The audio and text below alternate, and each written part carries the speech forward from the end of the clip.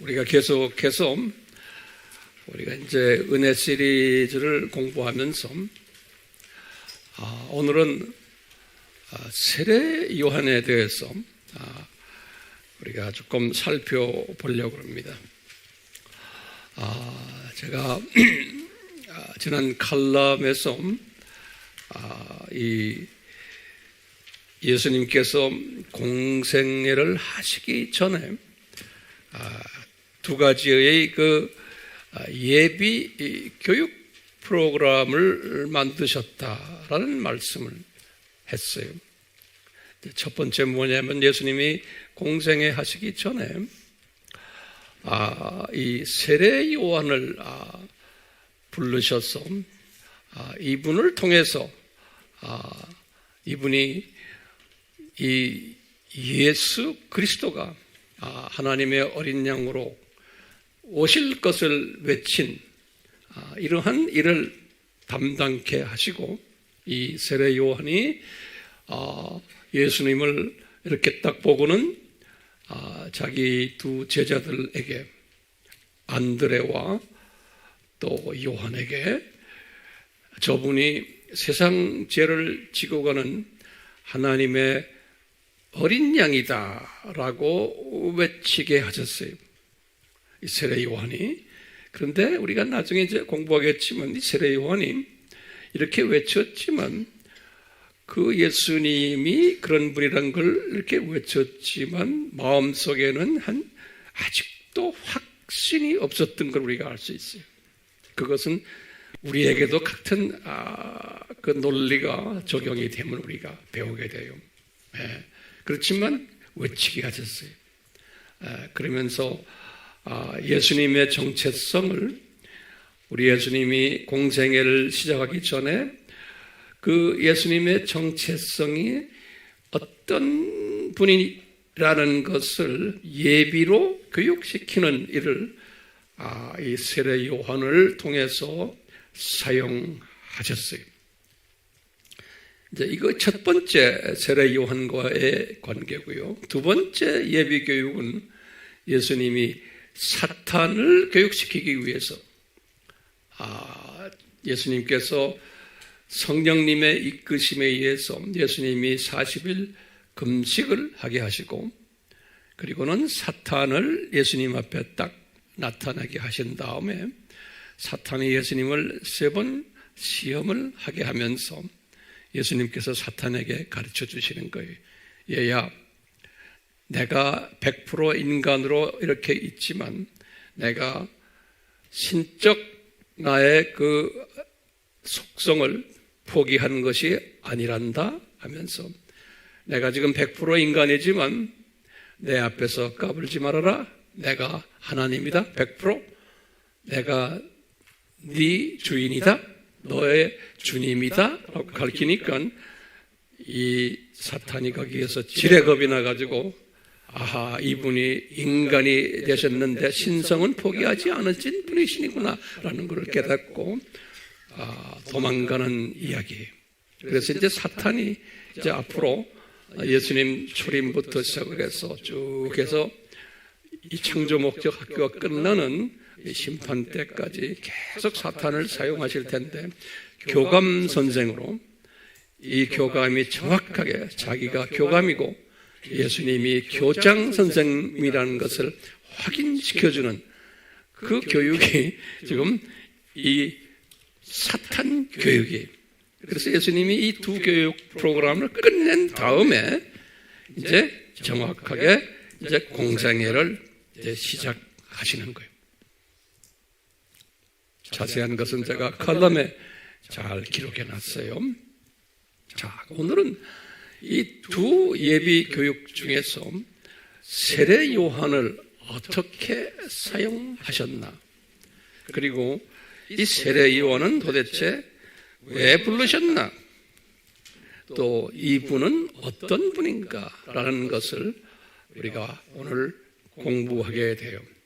왜냐하면 이 세례 요한은 예수님의 초림을 예비하면서 예수님의 정체성을 외쳤던 분이 세례 요한이.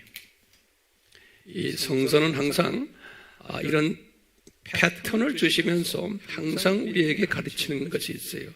예수님의 재림 때에도 똑같은 이런 패턴으로 재림 때에도 이런 세례 요한들을 많이 예비시킬 것을, 그래서 재림 때 예수님이 선정한 예비한 세례 요한들이 또 오실 예수님을 외치도록 이렇게 딱 디자인된 거예요. 그래서 오늘은 이 세례 요한이 1세기 때 세례 요한만이 아니고 예수님의 재림 전 오늘날에도 우리도, 저도 여러분들도 이 세례 요한이 될 수 있다라는 것을, 또 되어야 한다는 것을 우리 깨닫게 하기 위해서, 그리고 세례 요한이 어떤 모습으로 어떤 스타일로 사역을 했나를 오늘 우리가 배우면서 우리가 오늘날 어떻게 이 세례 요한을 닮아가지고 사역을 해야 되나도 깨닫게 되는 그런 시간을 가지려고 합니다. 자, 오늘 세례 요한은 그러면요, 이 세례 요한의 여러 가지 특색들이 있어요. 우리 다 부분적으로는 알고 있지만 그 특색들을 한번 하나하나 한번 적어봅시다. 첫 번째 세례 요한은 어떤 특색을 가진 분인가 하면은 구약의 제일 마지막 선지자였어요. 세례 요한이 구약 사람이에요.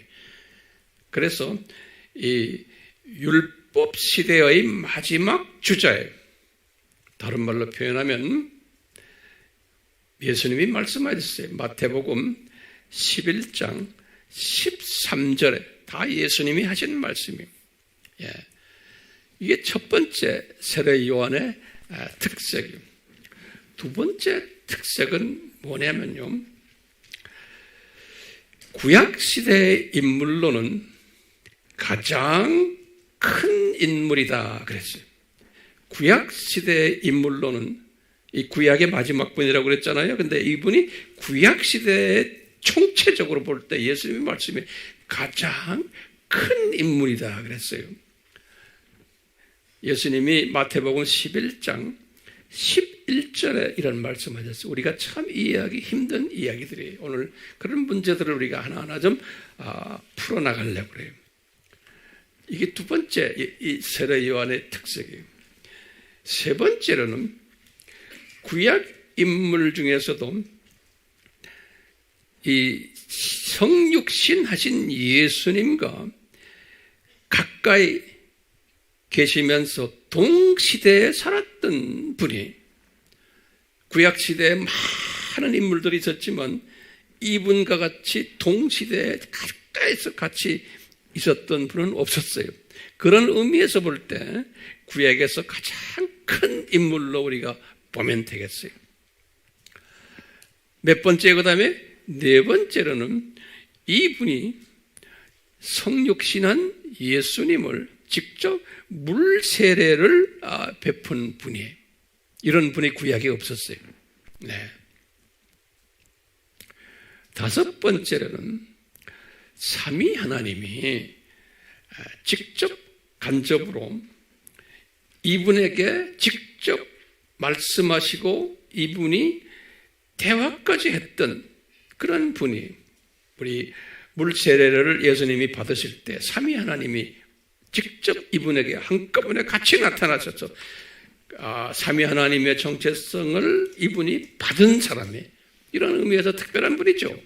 네. 여섯 번째로는 이분이 신약 시대에 이제 들어오기 전 인물이거든요. 신약 시대를 시작하는 인물을, 그런 인물을 키운 분이에요. 이분이. 이 말은 다시 말하면 신약 시대에 제일 먼저 예수님의 제자로 불림 받은 분들이 누구예요? 안드레와 요한이에요. 안드레와 요한. 요 안드레와 요한이 예수님의 제자 되기 전에 누구의 제자가 먼저 됐어요? 이 세례 요한의 제자가 됐어요. 그렇기 때문에 예수님께서 이건 의도적으로 요 신약시대의 대표적인 첫째 되는 신약시대의 인물들, 리더급 인물들을 세례 요한에게 먼저 주셨어요. 그러니까 이 세례 요한은 특별한 분이죠. 그래서 이분이 요한과 안드레와 요한이 순서가 그래. 안드레와 요한을 이분이 자기 제자로 만들었어요. 그래가지고 요 두 분이 어떤 영성을 가졌냐면 메시아를 대망하는 영성을 가졌어요. 요 두 분이 그 영성 위에다가 이 세례 요한이 이제 앞으로 메시아가 오실 것을 너희들이 대망하잖아. 나도 대망한단다. 그분 우리가 찾아다니자. 그래서 이분들은 그 메시아 대망에 메시아가 오실 것을 아주 기다렸던 사람들이. 그 중에 대표적인 사람이 세례 요한이고 그 밑에 두 제자가 있었는데 누구예요? 안드레와 요한이었어요. 네. 일곱 번째로 마지막으로 이렇게 했을 때 성령님께서 이 세례 요한에게 저 지금 걸어가는 저 예수 저분이 하나님의 어린 양이란다. 저 사람이 하나님의 어린 양이란다. 하나님의 모든 죄를 뒤집었을 어린 양이란다라고 외치게 하셨어요. 세례 요한이. 그럴 때 이 두 분이 있었어요. 이 두 분이 있는 데서. 그러니까 이 두 분이 이렇게 보면서 아하, 저분이 메시아구나 라고 대망케 한 메시아구나라고 짐작하게 만든, 다시 말하면 이제 구약의 사람이 이 세례 요한이에요. 이제 안드레와 요한은 신약 사람이에요. 그렇죠? 그러니까 구약의 사람이 자기 제자를 신약의 사람으로 만들면서 연결고리로 해준 분이에요. 이 세례 요한이. 제 말 잘 따라오세요? 네. 그런 의미에서 이분이 구약시대 전반에 걸쳐 가장 큰 인물이었다. 예수님이 그러셨어요. 왜? 이런 제가 지금 말씀으로 이제 종합해 보면 모세나 다윗이나 그 유명 인사들도 여기 이런 건 못했어요. 네. 왜? 물리적으로 예수님과 같이 지내면서 물리적으로 자기 제자가 안드레와 요한이 예수님의 수제자들이 되는 일에 공헌한 분은 요 세례 요한밖에 없는 거예요. 그런 의미에서 구약 인물로서는 가장 큰 인물이다 그런 거예요. 예수님이 마태복음 11장 11절에서 요거 잘 설명할 수 있겠죠? 네. 근데 이제 우리가 문제가 있어요. 이 무슨 문제냐면 저는 볼 때 세례 요한의 파라독스라 한번 이렇게 제가 말을 만들어 봤어요. 세례 요한의 파라독스. 이게 뭐냐? 예수님이 또 뭐라고 말씀하시냐면 똑같은 마태복음 11장 11절에서 그러는 거예요. 그런데 이렇게 가장 큰 세례 요한인데 이분이 천국에서는 가장 작은 사람인데, 다시 말하면 천국에서는, 그러니까 천국이라는 건 교회 시대를 내가 이야기한다고 그랬죠. 예수님이 이때 천국은요. 다시 말하면 교회 시대에서는 이 세례 요한이 교회 시대에 가장 낮은 사람보다도 적은 사람보다 적은 사람이다 그러는 거예요. 기가 막힌 어려운 말씀을 하신 거예요. 그러면 여러분들 대답할 수 있겠어요? 네? 예수님이요, 갑자기 저 양반이 구약시대 최고로 높은 분인데, 이제 그러면서 천국에서는, 그래서 다시 말하면 교회 시대에서는 이 세례 요한이 교회 시대에 가장 낮은 사람들보다도 더 낮은 사람이라는 거예요. 이게 파라독스 아니에요? 예? 이거 여러분들 설명할 수 있겠어요?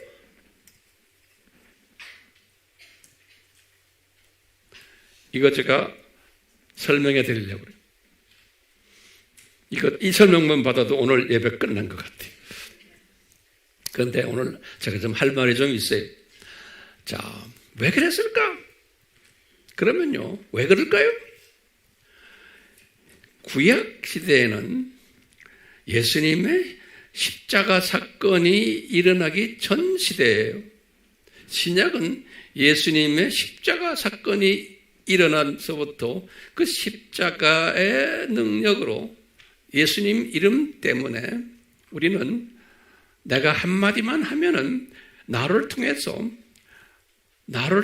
하나님의 예정된 백성이 천국으로 갈 수 있는 우리는 엄청난 능력을 가진 사람이에요. 이 신약 시대의 사람들은요.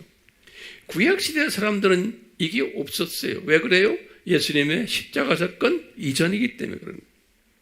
이 신약 시대의 사람들은 우리가 한마디 하면은 예수님의 이름을 사용해서 한 영혼을 낙원으로 올려보낼 수 있는 파워를 가진 사람들이. 그렇기 때문에 세례 요한은 그것이 없었던 거예요. 세례 요한은 그래서 예수님이 지금 이런 이야기를 하시는 거예요. 이 세례 요한은 십자가 사건 일어나기 전에 순교당해서 주님 나라에 간 사람이에요. 이 사람은요. 그렇기 때문에 어떤 참수당한 것이 마태복음 14장 10절이거든요. 성경 구절을 다 기억해 두세요. 마태복음 14장 10절이 14장 10절에 이제 참수당해서 이분이 낙원에 갔겠어요? 한번 여쭤볼게요. 여러분들 못 갔죠? 왜 못 갔어요? 십자가 사건 전이에요. 그렇죠? 십자가 사건 전에 죽은 사람들은 하나님의 예정된 사람들은 어디에 갔을까요? 아브라함의 품에 간 게 분명해요. 누가복음 16장 22절에 우리 다 공부했어요. 우리 이런 걸 잘 모르는 분들은 들어가서 공부하시길 바라요. 그렇기 때문에 이분도 세례 요한도 아브라함의 품에 가서 이 기독론과 삼위일체론 다 제대로 공부하고 그리고 이분이 낙원에 올라갔을 거예요. 그 과정이. 그런데 신약분들은 그렇지 않잖아요. 아무리 조그마한 믿음이 있어도 이분들은 죽어서 아브라함의 품으로 가는 분들이 아니잖아요. 그렇잖아요. 그런 의미에서 예수님이 하시는 말씀이에요. 이 세례 요한 이렇게 유명 인사지만 신약 때의 조그만 사람보다도 더 적은 사람이다. 그런 거예요. 구약 시대에는 엄청난 큰 사람이지만 그래서 우리 유명한 우리 베드로가 나중에 우리 마태복음 16장 16절 18절에 그랬어요. 가이사의 빌립보에서 이제 예수님이 물어보잖아요. 그러니까 주는 그리스도시요 살아계신 하나님의 아들이십니다라고 고백한 이야기, 그 유명한 고백 있죠. 그러면서 이제 내가 예수님이요 교회를 이 고백을 가지고서 이 고백 안에 세우겠다 그랬어요. 교회를. 그러니까 교회 시대가 이제 곧 나올 텐데 예수님의 부활 사건 이후부터 교회 시대가 시작이 되는데 이 고백이에요. 교회가 가지고 있는 고백이 뭐냐? 예수님은 그리스도시요 살아계신 하나님의 아들이십니다. 이 고백을 가지고서 교회가 이제 개척이 되고 예루살렘 교회가 이 고백을 외치는 것이 교회라는 거예요. 그런 의미에서 예수님이 그렇게 베드로야 너는 이제 이 고백을 가지고 교회를 개척할 터인데 내가 너한테 천국 열쇠를 주겠다는 거예요. 베드로만 가지고 있는 게 로마 가톨릭에서는 베드로만 천국 열쇠를 받았다고 하는데 아닌 거예요. 이게 뭐냐? 이 고백을 하는 사람들은 다 천국 열쇠를 가지는 거예요. 그러니까 저나 여러분들이나 이 메시지를 듣는 누구도 예수 그리스도를 이런 고백을 하는 사람은 내가 전도만 하면 나를 통해서 천국 열쇠가 문을 열리면서 그분이 구원받아서 천국으로 나를 통해서 들어갈 수 있다는 거예요. 그런 의미에서 전하. 여러분들이 뭘 가지고 있어요? 천국 열쇠를 우리는 가지고 있는 사람들. 천국 열쇠를. 마태복음 18장 18절에 마태복음 18장 18절엔 마태복음 16장 18절과 18장 18절에 그래서 마태복음 16장 18절은 천국 열쇠 이야기고요. 18장 18절에는 뭐냐면 예수님이 하신 말, 너희들이 땅에서 묶으면 하늘에서도 묶을 것이요 땅에서 풀면 하늘에서도 푼다는 말을 너희들 땅에서 전도해서 이 열쇠를 탁 풀면 그분이 구원받아서 하늘나라에 간다는 거예요. 우리가 이제 여러 가지 의미가 있지만 나중에 이제 용서에 관한 의미에서도 여기서 말씀하셨지만 그렇게 아시면 돼요. 그러니까 내가 용서해주고 사람들 나를 통해서 천국으로 올려보는 일도 내가 천국 열쇠를 가졌기 때문에 가능하다는 거예요. 그런데 세례 요한은 그거는 가지고 있지 않다라는 거예요. 세례 요한은. 그런 의미에서 신약 때의 기독교인들보다 세례 요한은 적은 자다라는 거예요. 우리 세례 요한의 파라독스예요.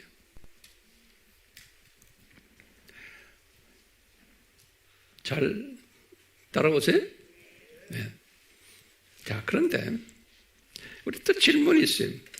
근데 왜 이런 세례 요한을 이제 우리가 유명한 분으로 항상 모시고 있어요? 왜 이분이 유명한 분인가? 한번 우리가 딱 하면요. 이분은요, 예수님의 초림을 나팔을 불었던 분이에요. 예수님의 초림을 나팔을 불었던 분이에요. 첫 번째. 두 번째로는 이 나팔을 부는데 예수님의 초림을 나팔을 부는데 이게 자기 잘나서가 아니고 이분이 강권적으로 이 나팔수로서의 은혜를 받은 분이에요. 예. 그러니까 이 은혜가 없이는 나팔수 역할을 할 수 없어요. 예. 예. 그래서 이분은 은혜를 받은 분이다라고 생각하고 똑같이 우리도 예수님의 재림을 나팔을 불 때 은혜가 임하지 않으면 나팔을 불 수가 없다라고 보시면 돼요. 우리도 똑같이 이 세례 요한을 생각하면서 나도 작은 세례 요한이구나. 이 초림을 외쳤던 은혜 받았던 세례 요한이구나. 그러니까 오늘날도 이 세례 요한에게 베푸신 은혜가 없으면은 우리가 재림 나팔수가 될 수가 없다는 거예요. 뒤집어서 말하면 이 재림 나팔수 역할을 하는 분들은 내가 잘나서가 아니고 은혜를 받아서 그렇구나. 세례 요한에게 베푸셨던 그 은혜가 나에게도 임했구나 라고 보시면 되겠어요. 네. 자, 그러면 우리가 질문이 또 하나 있어요. 예수님, 여러분들 이 질문까지도 다 노트에 적으세요. 예수님이 전능자신데 무엇하러 이런 나팔수들이 필요합니까? 예? 그냥 초림해서 오시면 됐지. 그렇게 구약에서 아담 타락부터 시작해서 심지어는 창세 전부터 예수님이 이렇게 오신다고 하셨는데 그냥 오시면 되지 뭐하라? 오시기 바로 직전에 세례 요한 같은 사람이 왜 필요합니까? 라고 질문을 할 수 있어요. 항상 우리가 질문을 던지면서 거기에 대한 답을 찾아내는 게 그게 우리 믿음을 성장시키는 거예요. 무조건 믿는 게 아니에요. 우리 이성을 주님이 주셨기 때문에. 그렇죠? 예. 제가 무슨 질문했죠? 왜 예수님의 초림 직전에 왜 나팔수를 만드셨습니까? 그런데 이 나팔수가 나타날 것을 언제 이야기했어요? 이 나팔수를 내가 예비했다라는 말을 구약에 누구한테 했어요? 에?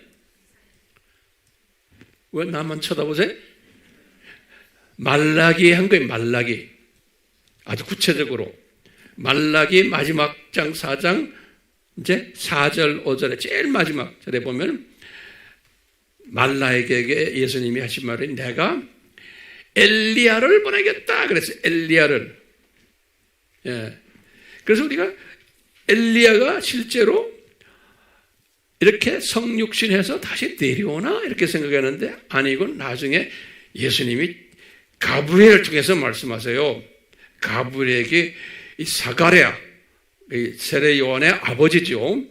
이 사람이 제사장 아닙니까? 예루살렘에서 사가랴한테 이렇게 말씀하신 거예요. 이 가브리엘 천사가 사가랴야 400년 전에 말라기한테 말씀했었잖아. 그때 엘리야를 보내준다고 그랬지? 그 엘리야가 네 아들 세례 요한이란다. 그런 거예요. 그 엘리야가 누가복음 1장 17절에 그런데 물리적으로 생리적으로 그 엘리야가 아니고 엘리야의 영 The Spirit 그랬어요. The Spirit and the Power 엘리야의 그 영과 엘리야의 능력, 권능을 가진 자다. 그 자가 나타날 텐데 그것이 누구다? 네 아들 세례 요한이다. 그러니까 엘리야의 그 스피릿과 엘리야의 파워를 가진 자가 네 아들인데 이 네 아들이 예수님의 초림을 외칠 거다 그러는 거예요. 네. 자, 그러면 질문이요. 왜 이런 사람이 필요합니까? 네.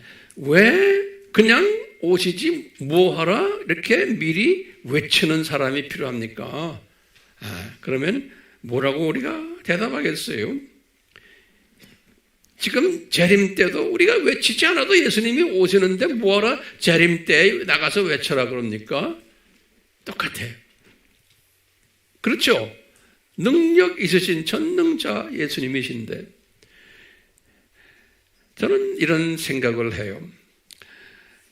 우리 예수님께서 초림 때 초림을 외치는 자들을 특히 자 중에 대표적인 세례 요한을 주셨는데 이 세례 요한이 예수님을 외칠 때 무엇을 외쳤냐면요. 저분이 하나님의 아들이다라는 것을 외쳤어요. 누구한테요? 유대인들에게 외친 거예요. 그러니까 여러분들이 이 모든 이 문화적, 역사적 사건을 잘 아셔야 돼요. 세례 요한도 유대인이에요.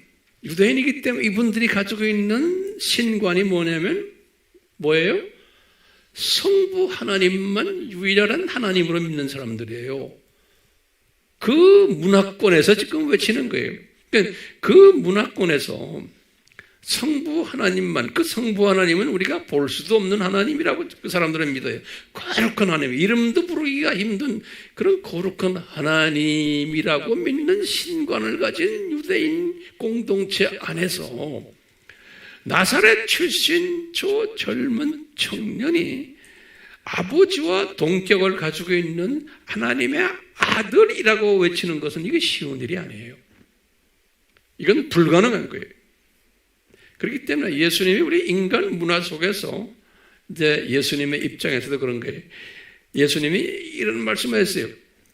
요한복음 5장 31절에 중요한 성경 구절에 요한복음 5장 31절에 너희들 인간들도 자기 자랑을 자기의 모든 잘난 것을 자기가 말하면은 신용이 있느냐? 사람들이 믿느냐? 그러는 거예요. 안 믿죠? 사람이 자기 잘난 걸 지가 떠들면 안 돼. 그럼 예수님이 뭐라고 하냐? 제3자가 말해줬을 때 그것이 설득력이 있다는 거예요. 제3자가 말해줄 때 이게 인간의 태생적 약한 부분이에요.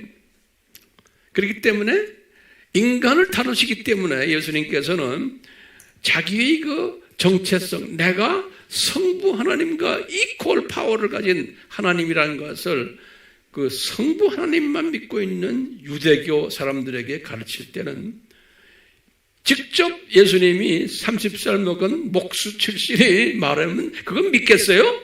안 믿어요. 안 믿으니까 믿을만하게 어떻게 했어요?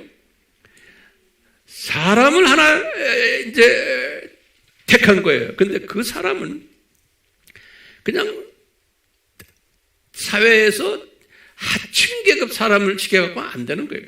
그 문화 속에서는요, 제일 높은 계급이 뭐예요? 제사장 계급이에요. 귀족 계급이에요.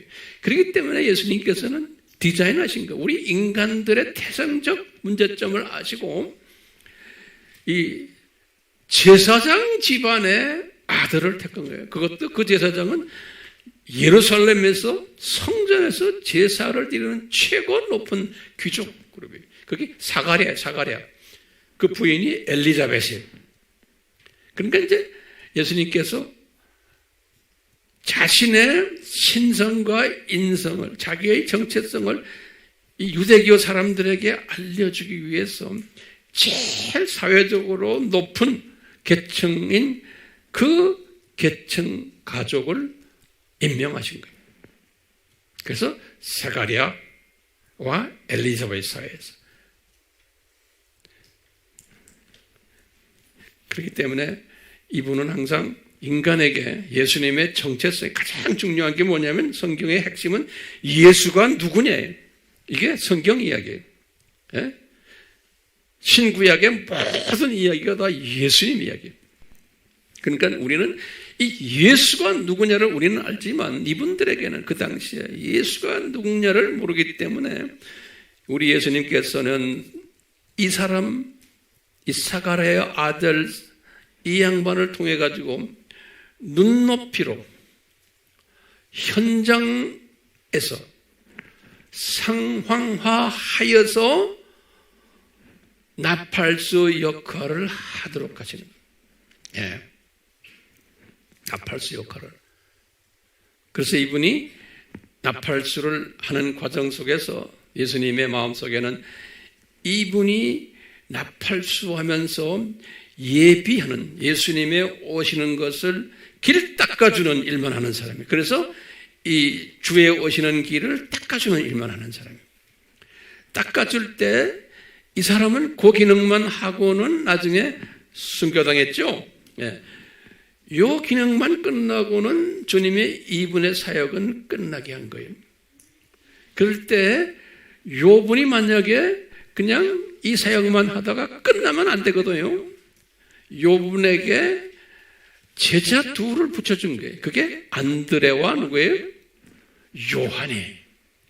이 안드레와 요한은 세례 요한의 제자들이에요. 예.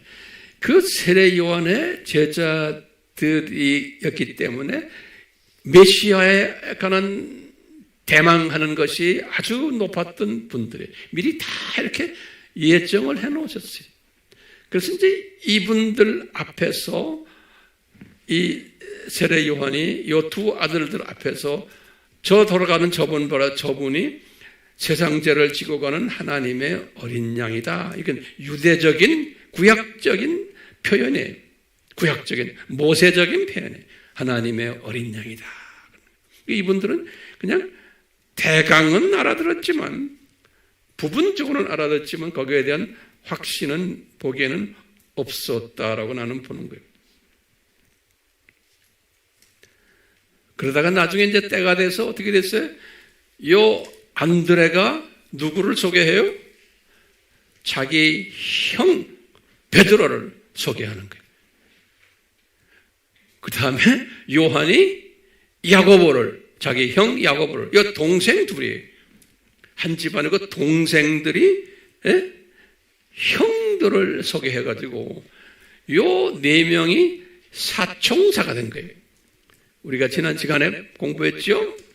요 사람들이 신약 시대를 여는 중요한 키 멤버들이 된 거예요.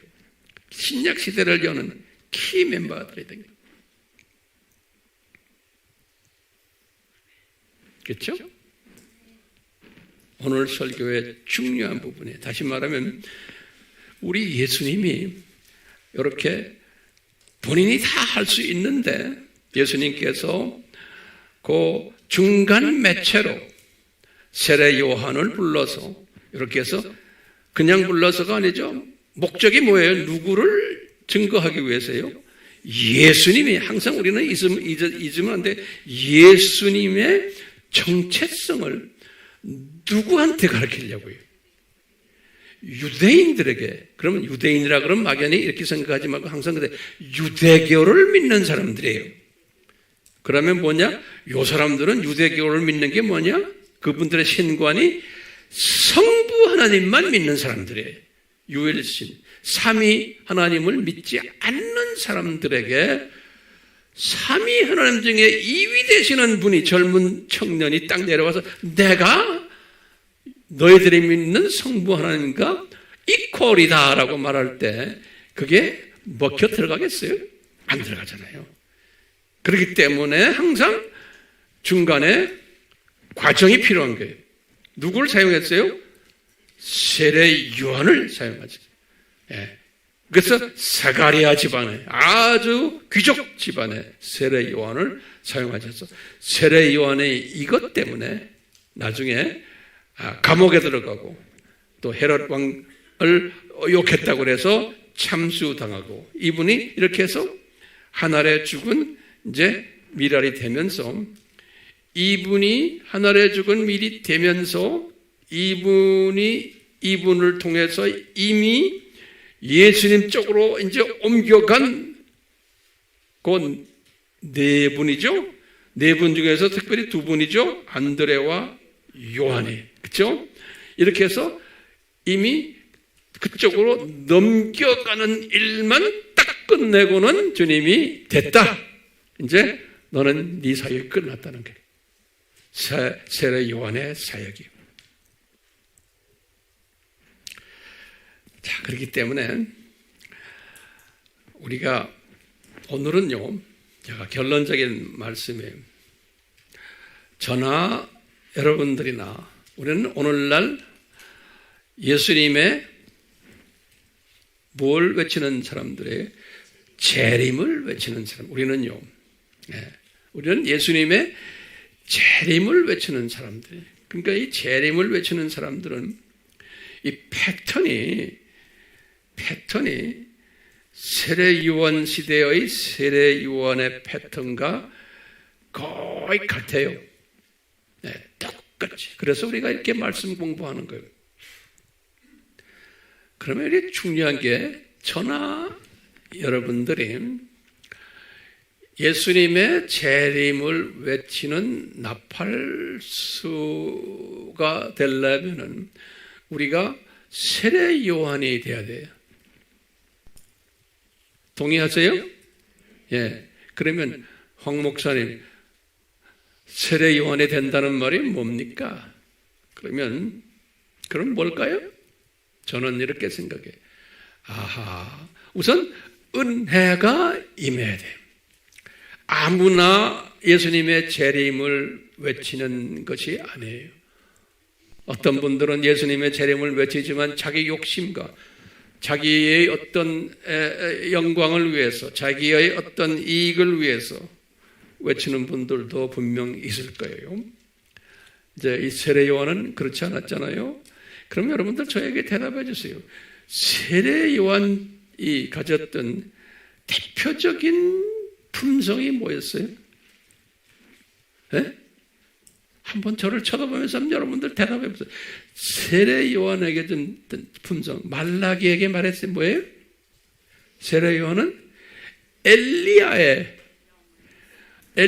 스피릿과 파워를 가진 분이라고 그랬어요. 그러니까 스피릿만 가진 게 아니고 파워까지 가진 거예요.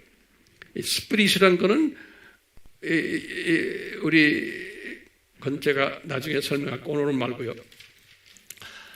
엘리야의 영과 엘리야의 파워를 가진 분이, 그러면 이 중요한 거예요. 그러면 황 목사님 그게 무슨 소리입니까? 그러면 엘리야가 어째서요? 엘리야가 어떤 사람이요? 하고 질문 던지면 뭐라고 대답하세요? 여러분들. 네? 우리 열왕기상 18장, 17장, 18장, 19장 거기 보면 엘리야 얘기 나와요. 예, 한번 요거 결론적인 말씀이지만 잘 들으세요. 엘리야는 그 당시에 이스라엘 사람들이 몇 명이었겠어요? 200만 명이 출애굽했다 그러면 엘리야 때만 해도 그리고 엘리야가 주전 850년 분이거든요. 그러니까 한참 후에요. 그렇죠? 그러니까 200만 명이 출애굽을 해서 엘리야 시대 때 이스라엘 사람들이 몇 명이었겠어요? 그냥 마음속에 계산하세요. 200만 명은 더 됐겠죠? 많이 죽었긴 죽었지만 또 태어나고 해서요. 자, 그런데 엘리야 시대 때 하나님의 자녀들이 이스라엘 북쪽 이야기하는 거예요. 북쪽 이스라엘 사람들, 남쪽 사람들, 유대 사람들 다 마찬가지예요. 이때 보니까 바알신과 아세라 신을 섬겼던 사람들이 대부분이었어요. 하나님의 자녀들인데 우리에게 거울로 보여주는 거예요. 그랬어요. 유대교 생활을 하지만 그 안에 예언자들도 많고 선지자들도 많고 그 안에 제사장들도 많은데 이 하나님의 자녀들인데 엘리야 시대 때예요. 제대로 여호와 하나님에게 전적으로 의지하는 분들은 몇 사람이 없었다고 그랬어요. 엘리야 시대 때. 그리고 대부분의 하나님의 자녀들이 그 중에 선지자들 보니까 바알 선지자만 450명이라고 그러잖아요. 다시 말해 여호와를 믿으면서도 바알을 더 의지하는. 그 다음에 아세라 선지자를 아세라도 바벨론 종교죠. 바벨론 종교의 세미라미스. 아세라를 믿는 선지자가 400명이라고 그랬어요. 그러니까 열왕기상 18장 19절에 예. 그렇죠? 이런 모습이 우리 예수님의 재림 때에도 그대로 있는 것을 엘리야를 통해서 보여주는 거예요. 예. 다시 말하면요, 우리가 지금 이 시대에 엘리야 같은 사람은 많지가 않다는 거예요. 그래서 예수님이 바울 시대에도 똑같이 그랬어요. 로마서 11장 1절에서 5절에 그랬어요. 바울에게도 똑같은 말 했어요. 바울에게 그러는 게 바울이 자기가 이렇게 열심히 복음을 전하는데 정말 예수님을 영접하고 정말 기독교인이 됐지만 바울의 딜레마예요. 그 안에 너무나 세상적인 사람이 많고 세상 종교를 가졌던 것 그대로 가지고 와서 교회 안에서 그냥 같이 섞어서 막 예수님을 섬기고 하는 사람들이 많았다는 거예요. 그런데 바울이 그렇게 하지 말아라 라고 이제 외칠 때마다 자기를 핍박했다는 거예요. 그러니까 이방 사람들이 핍박한 게 아니고 크리스천들과 유대인들이 자기를 핍박했다는 거예요. 왜? 그럴 때 예수님이 바울에게 하신 말씀이 있어요. 그게 이제 로마서 11장 1절에서부터 5절이 아주 유명한 장이죠. 예수님이 바울에게 뭐라고 그랬어요? 바울아, 너 850년 전에 800년 전에 엘리야 때 생각나느냐? 그러는 거예요. 그러니까 바울이 예, 생각납니다. 그러니까 엘리야 때 소위 하나님의 백성들이라는 사람들이 대부분이 양신을 믿고 있었단다. 구원은 애굽에서 나온 사람들이에요. 애굽에서 나온 사람들인데, 구원받은 사람들인데, 그 중에 알지? 양신을 믿고 있었는데, 그걸 양신을 믿지 않고 정말 이름도 없이 빛도 없이 숨어서 나만 열심히 믿었던, 여호와만 열심히 믿었던 사람들이 7,000명이 있었단다 그러는 거예요. 예수님이 내가 7,000명을 남겨두었다 그랬어요. 예수님께서 다시 말하면 이건 하나님의 계획이죠. 대부분의 하나님의 백성들은 딴짓하고 있는데 구원의 기쁨도 없고 이방신을 섬기며 세상 좋아하고 그러면서 그냥 교회 다니는데 교회 자체도 다 그런 거예요. 그런데 진짜 나만 의지하는 세상 신을 동시에 섬기지 않는 그룹을 7,000명을 내가 남겨뒀단다. 예수님이 그러는 게 바울한테 그러면서 바울아, 네 시대에도 그 당시에 엘리야 때도 7,000명 남겨둔 것처럼 네 시대에도 네 주변에 내가 남은 자들을 남겨놨단다 그러는 거예요. 그러면서 11장 5절에 바울아, you are the remnant 그런 거예요. 네가 remnant다. 네가 남은 자다.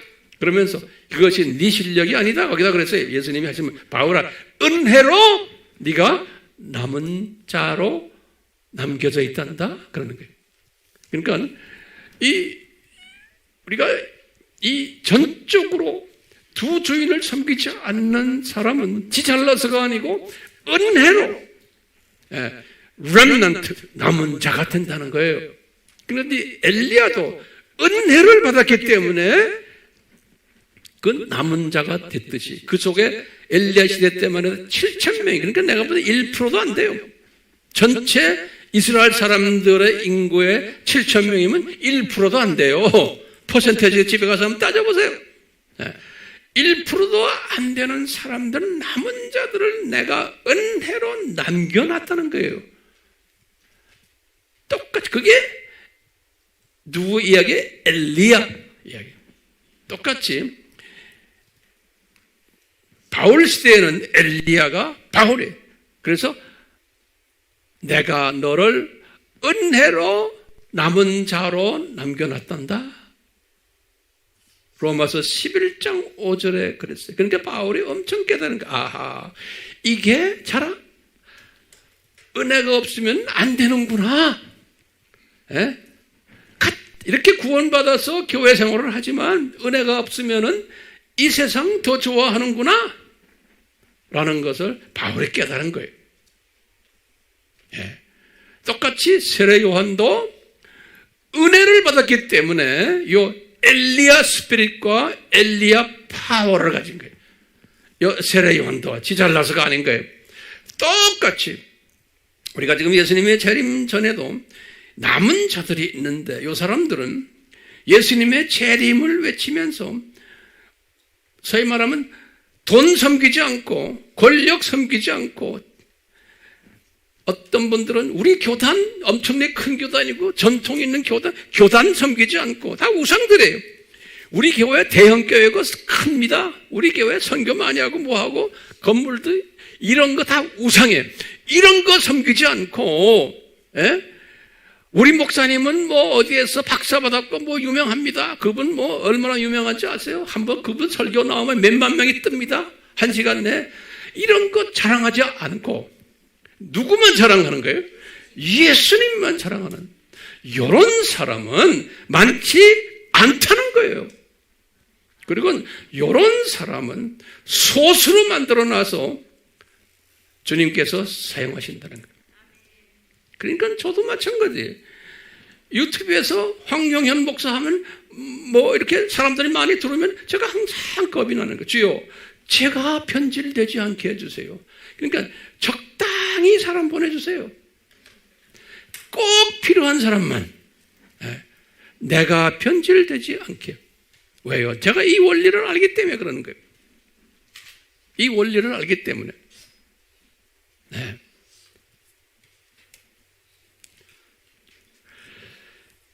엘리야, 알겠죠? 자, 그러면 결론 중에 결론이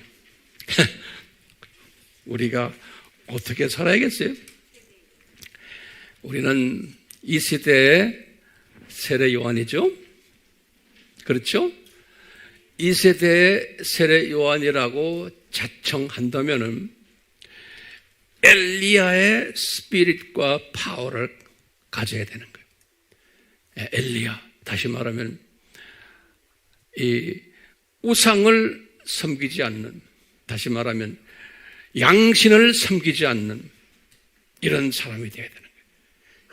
그 대신에 양신을 섬기는 교회 안에 있는 크리스찬들에게 뭘 받아요? 미움받고 핍박을 받는 거예요.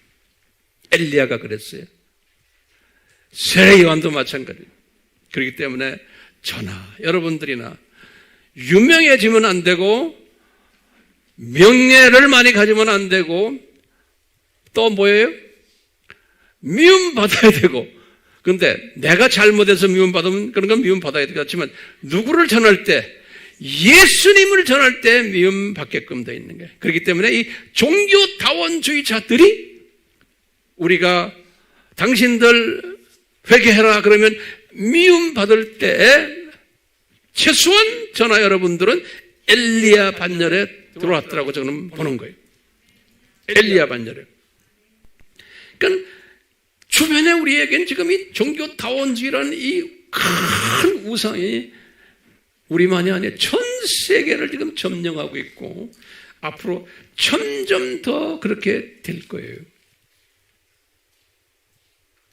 자, 그러면 이제 세례 요한을 주님이 이렇게 주셨을 때 예수님께서 세례 요한을 통해서 예수님의 제자들을 이제 만들어내는 일을 하다가 세례 요한은 이제 가셨는데 세례 요한이 어떤 역할을 했느냐?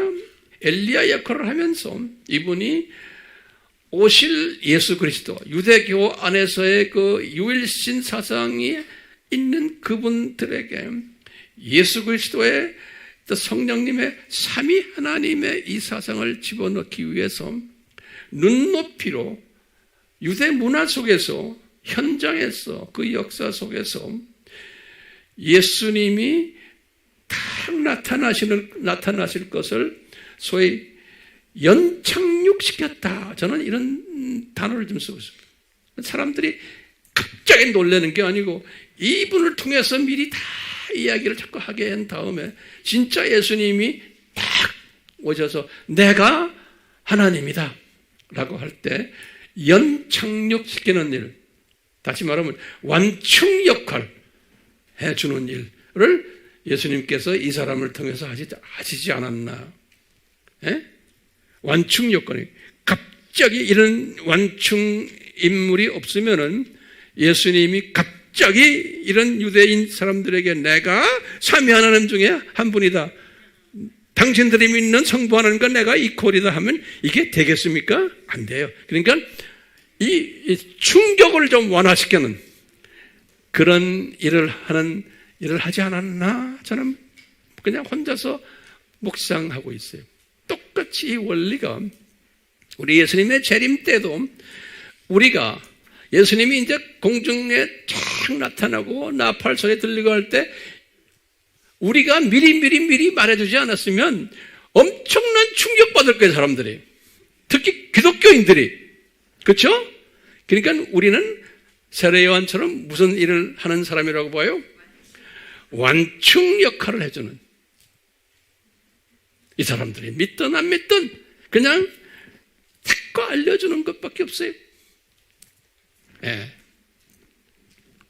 그러니까 이 완충 역할을 준비하신 우리 예수님을 내가 이렇게 묵상하면서 우리 예수님은 정말 고린도전서 13장에서 말하는 사랑이 많으신 분이구나.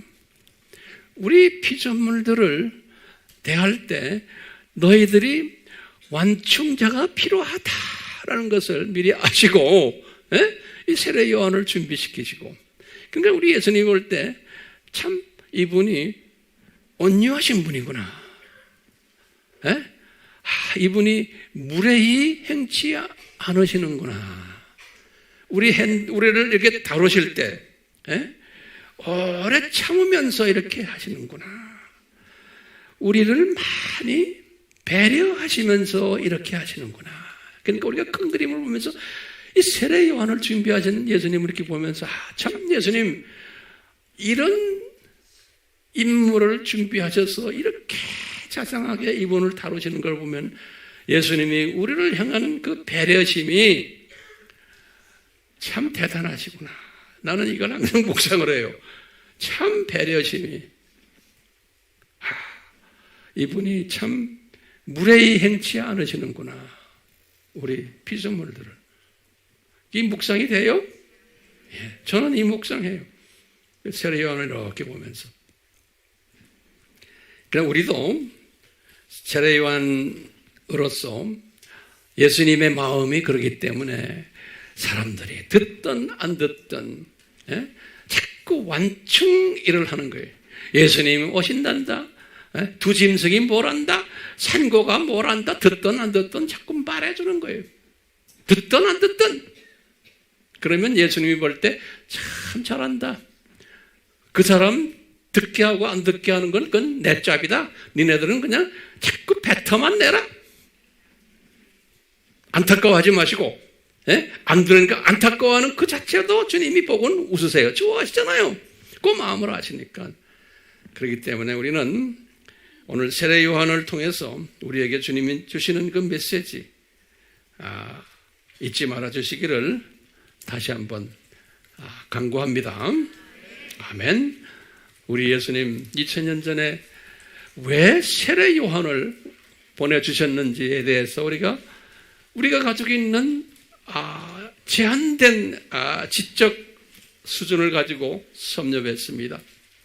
특히 말라기를 통해서 이거 말씀하실 때 그 엘리야를 지칭하면서 세례 요한이라고 하신 그 말씀이 오늘날 우리에게 어떻게 적용되는지도 잠깐 섭렵했습니다. 주여, 저희들이 이 엘리야처럼 두 주인 섬기지 않고 혹시 그런 모습이 저희들에게 있더라도 불쌍히 여겨주시고 우리가 날로 내 속에 있는 우상들을 하나하나 제거하는 그러한 자들 되도록 도와주시고 저희들을 통해서 엘리야의 스피릿과 파워가 날로 더 커지도록 그러한 복된 자 되도록 은혜 베풀어 주시옵소서. 예수님의 이름으로 기도드리옵나이다. 아멘.